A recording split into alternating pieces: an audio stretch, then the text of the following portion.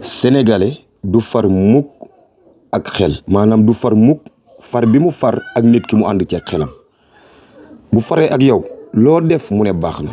waaye bu farul ak yow loo def mu ne baaxul. loolu nag Laxdari jàngaloon nañu ko Laxdari moo ñu waxoon ne bu ngeen di bëgg nit bëgg gi na ngeen ci seet yàlla bu ngeen di bañ nit ki bañ gi na ngeen ci seet yàlla bu ngeen di gërëm nit ki gërëm gi na ngeen ci seet yàlla bu ngeen di xarab nit ki tamit xarab gi na ngeen ci seet yàlla. kon ndeke lépp day delluwaat ci sunu digganteeg yàlla buñ bàyyi xel sunu digganteeg yàlla ba lépp lu ñuy jëf mbaa ñu koy wax ñu wax ko mbaa ñu jëf ko te yàlla rek tax kon coow du am. kon mbokk yi nanu sédd yàlla cër ci sunu diggante ak ki ñuy faral bu indee dëgg nanu seet sunu digganteeg yàlla dimbali ko ne ko ay la yowén lii nga indi kat dëgg la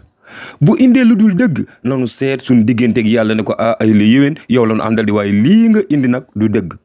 adduna bi dafa jeex ba pare dee gi gaaw na luñ fii xëccoo amatu fi.